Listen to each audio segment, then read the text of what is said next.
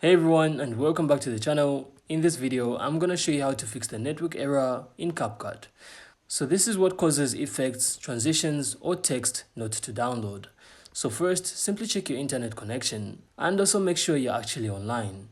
So you can try switching between Wi-Fi and mobile hotspot to make sure that this is not a network issue. So next, you can also try restarting CapCut and sign back into your account. So network errors often happen when your session expires. So if the problem continues, you can also try clearing CapCut's cache. So to do this, simply open up CapCut, then go to Settings, then choose Clear Cache. Alright, so once you do this, you can then restart the app and it should work again. But another thing to try is that you should also make sure CapCut is fully updated. So simply open the Microsoft Store or go to CapCut's Updater. From there, you can then install the latest version of the app.